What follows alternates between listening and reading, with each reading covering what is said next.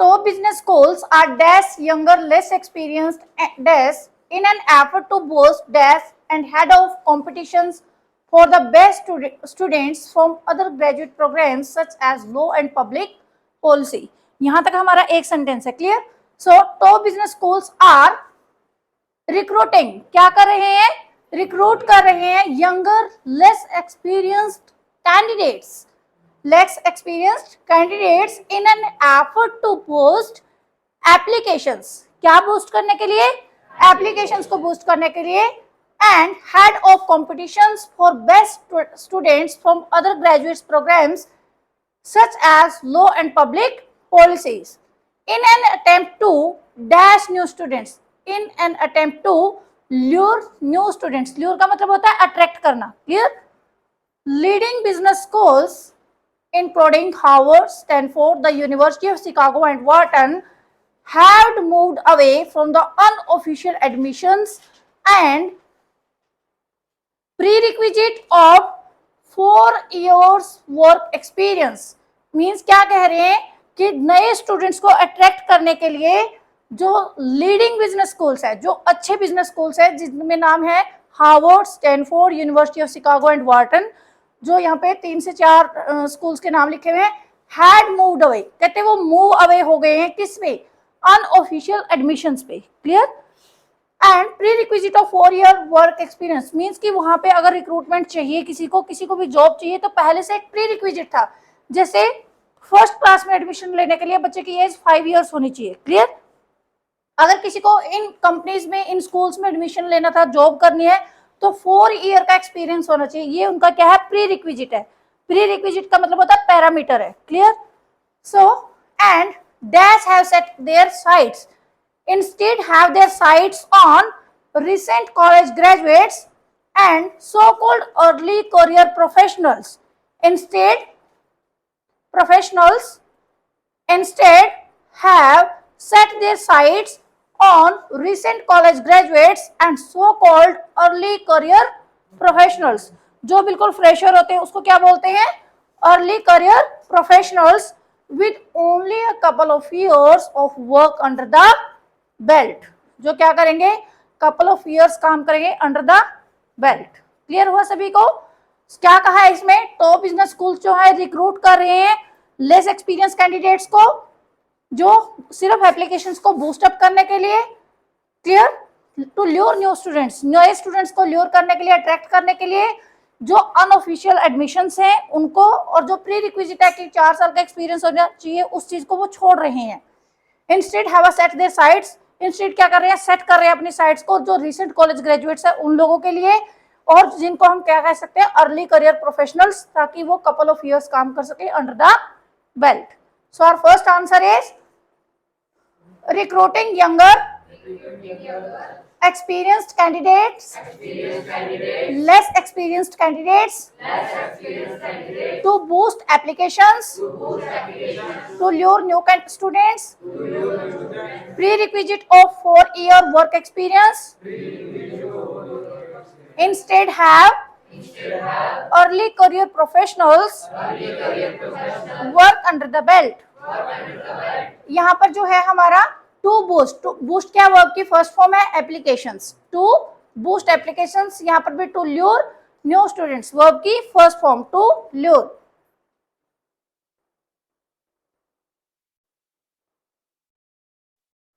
कुछ क्वेश्चंस हमारे ना थोड़े लेंथी होते हैं, क्लियर, तो हमें लेंथी क्वेश्चंस को भी अच्छे से ध्यान से करना है, क्योंकि फाइनल एग्जाम में मोस्ट रिपीटेडली क्वेश्चंस जो क्या होते हैं हमारे लेंथी होते हैं, क्लियर. जैसे फाइनल एग्जाम में reading and writing fill in the blanks हमारे 5 आते हैं, तो 2 to 3 हमारे लेंथी क्वेश्चंस होते हैं, और 1 to 2 हमारे क्या होते हैं, जो स्मॉल पैसेजेस होते हैं, क्लियर.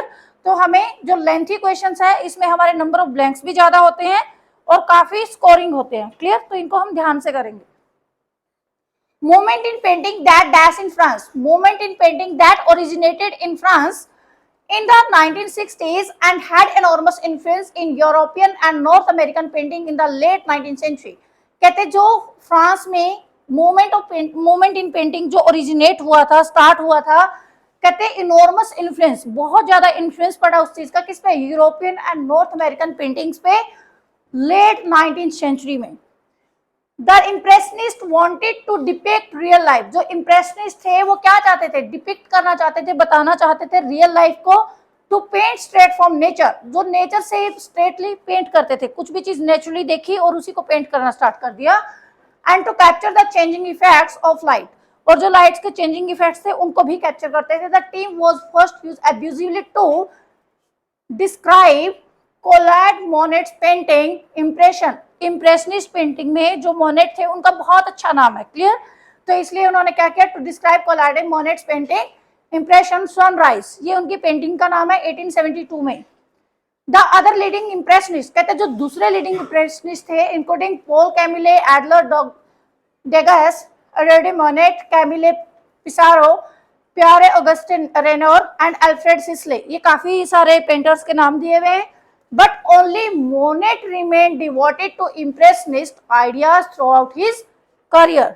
वैसे तो काफी सारे पेंटर्स के नाम दिए हुए हैं, बट जो remain devoted, सिर्फ impressionist पेंटिंग ही जिन्होंने की, उनका नाम क्या है, मोनेट है, throughout his career. The core of the impressionist group was formed in the early 1860s. कहते जो core of impressionist group था, मतलब जो ग्रुप बना जब स्टार्ट ही हुआ तो 1860 में इनका एक ग्रुप बना, जिसमें कौन कौन था, मोनेट, रेनोर एंड सिस्ले, तीन पेंटर थे, हु मेट एज स्टूडेंट्स, जो एज अ स्टूडेंट मिले एक दूसरे से, and enjoyed painting in the open air, और ओपन एयर में पेंटिंग करना जिनको पसंद था। One of the hallmark of impressionism, they met other members of impressionist circle through Paris cafe society, जो अदर मेंबर थे इम्प्रेशनिस्ट पेंटिंग के, उनसे वो कहाँ मिले, पेरिस कैफे सोसाइटी में मिले। They never made up a formal group, कभी उन्होंने कोई अपना फॉर्मल ग्रुप नहीं बनाया, but they organized 8 group exhibitions between 1874 to 1866, लेकिन 1874 से लेकर 1886 तक उन्होंने क्या किया, 8 एग्जीबिशंस की ग्रुप में, clear. At the first of which the name impressionism was applied, और सबसे पहले उन्होंने क्या नाम दिया, impressionism. There style were diverse, diverse का मतलब है अलग अलग, 6-7 पेंटर के नाम लिखे हुए हैं, क्लियर, सभी का स्टाइल क्या था, अलग अलग था, डिफरेंट था। There style were diverse but all dash with effects, but all experimented with effects of light, जितने भी पेंटर थे सभी का स्टाइल क्या था, डाइवर्स था, डिफरेंट था, एक दूसरे से अलग अलग था, बट सभी एक्सपेरिमेंट किससे करते थे, लाइट से करते थे। And movement created with distinct brush strokes and fragments of color dabbed side by side on the canvas, और different fragments of colors देते थे, dabbed side by side, एक ही canvas पे बार बार काम कर रहे थे, rather than mixed on the palette.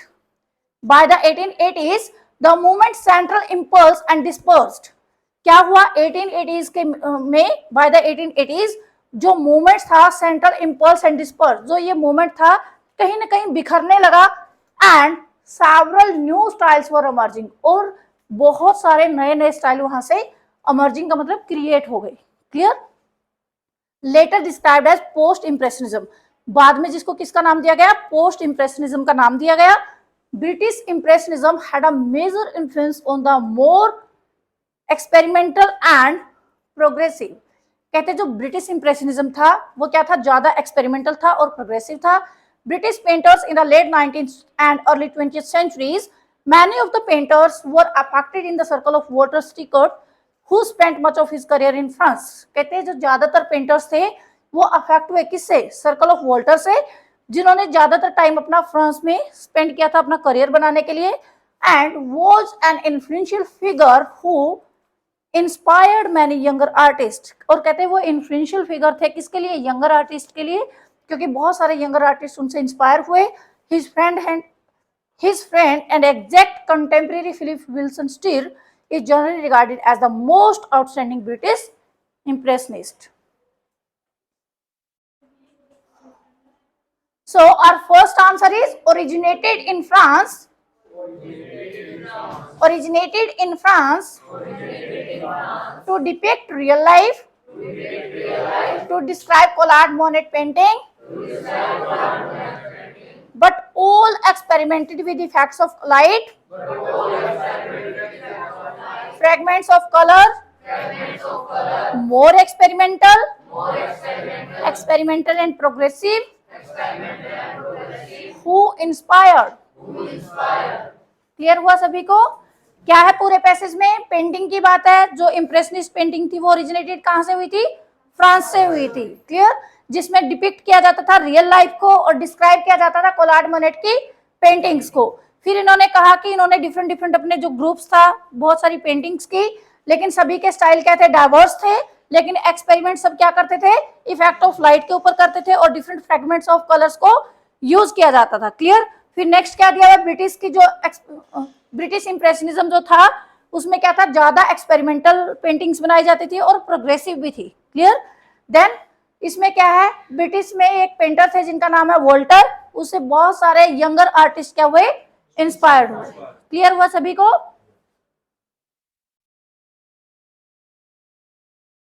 Next है, इसमें क्या दिया हुआ है? जो लियोनार्ड लॉडर है ये क्या है? अमेरिका में इनके कॉस्मेटिक कंपनी है जिसमें 45% सेल ये खुद ही कंट्रोल करते हैं। और एक टाइम ऐसा था इनकी मदर ने एक छोटा सा बिजनेस स्टार्ट किया था और उस बिजनेस में क्या था? इनके मदर जब भी बिलिंग और शिपिंग की बात आती थी खुद ही अपनी वॉइस को चेंज करके काम करते थे। क्लियर? लेकिन आज इनका बिजनेस इतना ज्यादा है कि बिलियंस में सेल होती है, 118 कंट्रीज में इनके प्रोडक्ट्स जाते हैं। सेकंड, एक और लड़की की बात की हुई है जिसमें जो एक सेल्स लेडी है जिन्होंने अपना एंटरप्राइज स्टार्ट किया जिसमें वो स्किन क्रीम्स को बेचती है और पर्सनल सेलिंग अप्रोच को यूज करती है। जैसे उनके खुद की जो स्किन का कलर होता है वो बहुत अच्छा है तो वो हर कस्टमर को यही बोलते हैं कि उनकी स्किन का कलर ये क्रीम्स और परफ्यूम्स लगाने की वजह से ऐसा हुआ है, तो वो पर्सनल सेलिंग अप्रोच यूज करके बहुत अच्छा बिजनेस करती है। क्लियर? रीड करते हैं। Leonard Lauder, chief executive of company his mother founded. Leonard Lauder क्या है? चीफ एग्जीक्यूटिव है कंपनी के जो उनकी मदर ने बनाई थी, mother founded. Clear? Says she always thought she was growing N nice little business. कहते शी ऑलवेज थॉट, वो हमेशा ये सोचती थी कि वो एक छोटा सा बिजनेस चला रही है and that's it, a little business that controls 45% of the cosmetic market in the US department stores. पूरे यूएस डिपार्टमेंट स्टोर्स जितने भी थे उनका 45% कॉस्मेटिक मार्केट उनकी कंपनी से जाता था। Clear? A little business that sells in 118 countries and last year grew to be $3.6 billion big in sales. The Loders family share are worth more than $6 billion, but early on there wasn't a burgeoning business. कहते जब start किया था वो एक burgeoning business नहीं था, means कि वो कोई बढ़ता हुआ बिजनेस नहीं था। क्यों नहीं था? There weren't houses in New York, New York में घर ही बहुत कम थे। Palm Beach, Florida, or the south of France, it is said that at one point there was one person to answer the telephone who changed her voice to become the shipping or billing department as needed. यहाँ पे her voice क्यों लिखा है? क्योंकि ये company किसने चलाई थी? Her mother, his mother. Clear? तो जो मदर थी वो क्या है? वॉइस चेंज करके शिपिंग और बिलिंग डिपार्टमेंट में जैसे जरूरत पड़ती थी वॉइस चेंज करके करती थी। You more or less know the Estee Lauder story because it's the chapter from the book of American Business Folklore. जो अमेरिकन बिजनेस फोकलोर है उनमें क्या है? ईस्टी लॉडर का एक चैप्टर आता है, उनकी स्टोरी आती है। In short, Joseph Easter Manchester, daughter of immigrants, फिर किसी का और नाम दिया हुआ है Easter Manchester, daughter of immigrants जो है, lived above her father's hardware store in Corona, a section of Queens in New York City. She started her enterprise. कहते जो उन्होंने जब अपनी एंटरप्राइज स्टार्ट की by selling skin creams concocted bye her uncle, a chemist, in beauty shops, beach clubs and resorts. कहते उन्होंने अपनी enterprise start की जिसपे उन्होंने क्या है उसकी लोकेशन क्या रखी? अंकल की जो केमिस्ट शॉप थी वहीं से वो ब्यूटी शॉप्स, बीच क्लब्स और रिजॉर्ट्स में अपनी स्किन क्रीम्स को सेल करते थे। No doubt the portions were good. क्या था? पोर्शंस वर गुड मींस कि उनको अच्छा प्रॉफिट मिलता था वहां से। Estee Lauder was a quality fantastic. कहते कोई डाउट नहीं है जो ईस्टी लॉडर का बिजनेस है वो तो क्वालिटेटिवली क्वांटिटेटिवली दोनों तरीके से ही फैंटास्टिक है। क्लियर? अच्छा बिजनेस है क्योंकि वो 45% यूएस की मार्केट को कंट्रोल कर रहा है, 118 कंट्रीज में उनके प्रोडक्ट्स जाते हैं। But the sales lady much was better, लेकिन जो सेल्स लेडी थी वो भी बहुत अच्छा काम करती थी, much better, and she simply outwork everyone else in the cosmetic industry. She stalked the bosses of New York city. She stalked the bosses of New York city. कहते वो न्यूयॉर्क सिटी के जो बॉसेस थे, स्टॉक का मतलब होता है किसी का पीछा करना। Stock the bosses of New York city department stores until she got some counter space at 6th Fifth Avenue in 1948. जब तक उनको 1948 में 6 फिफ्थ एवेन्यू में स्पेस नहीं मिला, तब तक उन्होंने न्यूयॉर्क सिटी के जो बॉसेस थे उनसे वो बात करते रहे कि उनको स्पेस चाहिए वहां पे, पर्टिकुलर लोकेशन जो थी। And once in that space she utilized a personal selling approach, और जैसे ही उनको स्पेस मिला वहां पे, उन्होंने पर्सनल सेलिंग अप्रोच को यूज करना स्टार्ट किया। दैट प्रूव्ड एज पोटेंट, जो एक पोटेंट की तरह प्रूव हुई। The promise of skin regiments and perfumes, हमेशा क्या करती थी, promise of skin regiments. Regiments मान लीजिए हम कहते हैं कि हम हेल्दी रहते हैं, अच्छी एक्सरसाइज करते हैं, तो हम क्या करते हैं कि हम अच्छी डाइट भी लेते हैं, क्लियर, अच्छा आहार लेते हैं। तो स्किन के लिए अच्छा आहार क्या है, अच्छे प्रोडक्ट्स यूज करना। तो वो हमेशा क्या कहती थी कि मैं अच्छे प्रोडक्ट्स यूज करती हूँ, मेरी स्किन इसलिए इतनी ग्लोइंग है, अच्छे परफ्यूम्स यूज करती, तो खुद की इस पर्सनल सेलिंग अप्रोच को यूज करती थी। So our first answer is controls 45% of the cosmetic market. That controls 45% of the cosmetic market. Who changed her voice? Who changed her voice? Started her enterprise? She stalked the bosses? As potent as skin regimens and perfumes.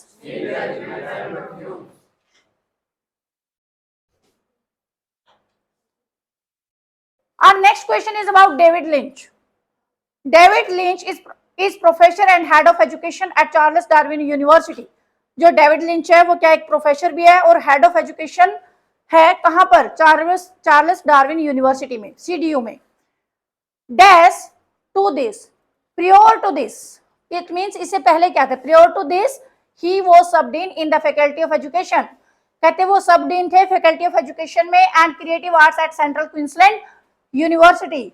और क्या था, creative arts में Central Queensland University में, and foundation head of the university's Noosa campus, university Noosa campus के क्या थे, foundation head थे, clear. जब यूनिवर्सिटी नूसा कैंपस बना था तो वो उनके फाउंडर मेंबर थे। David's career in education begin as a primary school teacher, कहते जो डेविड का करियर था as a primary teacher, as a primary school teacher start किया था उन्होंने in Queensland in the early 1980s and progress to 4 principal positions, और उन्होंने progress किया 4 प्रिंसिपल पोजीशंस पे बिफोर एंटरिंग हायर एजुकेशन। एक प्राइमरी स्कूल के टीचर थे, हायर एजुकेशन में एंटर करने से पहले 4 प्रिंसिपल पोजीशंस पे प्रोग्रेस किया। डेविड्स रिसर्च इंटरेस्ट प्रीडोमिनेट इन टीचर एजुकेशन, जो डेविड की जो रिसर्च थी उसका इंटरेस्ट क्या था, predominate in teacher education with a particular interest in building teacher capability to meet a changing world। Teacher की कैपेबिलिटीज भी क्या है, बढ़नी चाहिए जैसे जैसे इन्वायरमेंट का डिमांड होता है, क्लियर, चेंजिंग वर्ल्ड के accordingly. So prior to this, full stop के बाद है तो प्रियोर में क्या आएगा, P कैपिटल आएगा, क्लियर। प्रियोर टू दिस, यहाँ पे यूनिवर्सिटीज नूसा कैंपस जो लिखा है, यहाँ पे फाइनल एग्जाम में आपका C क्या आएगा, कैपिटल आएगा, clear. Universities Noosa campus progress to 4 principal positions before entering higher education.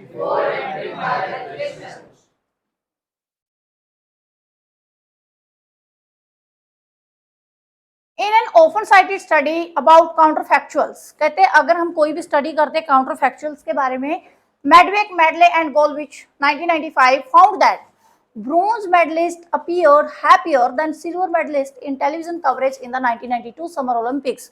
क्या कहा गया, जो 1992 के समर ओलंपिक्स थे उसमें टेलीविजन जो कवरेज आया हुआ था, ब्रोंज मेडलिस्ट ज्यादा खुश थे as compared to silver medallist.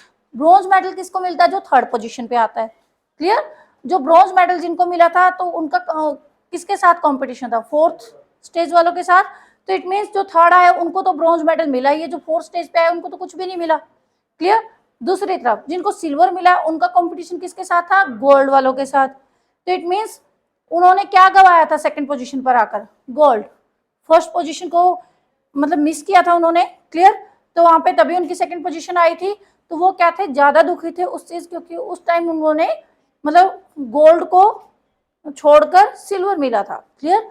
सो यहाँ पे क्या लिखा हुआ है, Medwick et al. argued that कहते जो Medvec al argued that bronze medallist compared themselves to fourth place finishers. कहते जो ब्रोंज मेडलिस्ट हैं वो अपने आप को किसके साथ कंपेयर कर रहे हैं? फोर्थ प्लेस फिनिशर्स के साथ।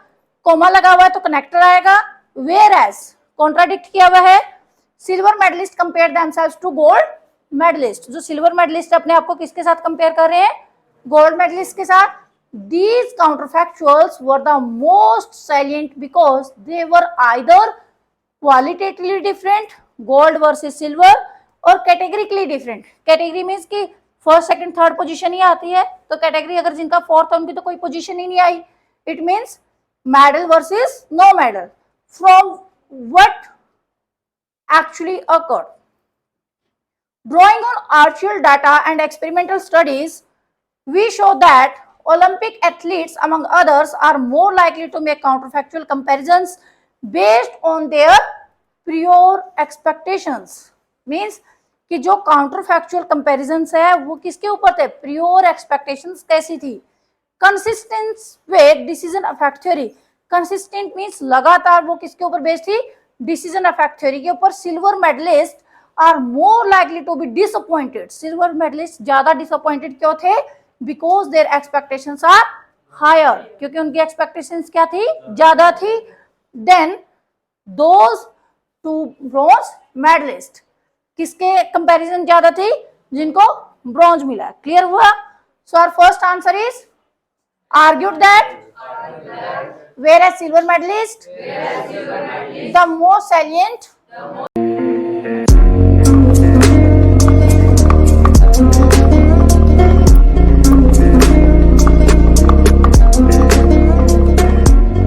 Like, share and subscribe the channel for upcoming videos and also press the bell icon for notifications.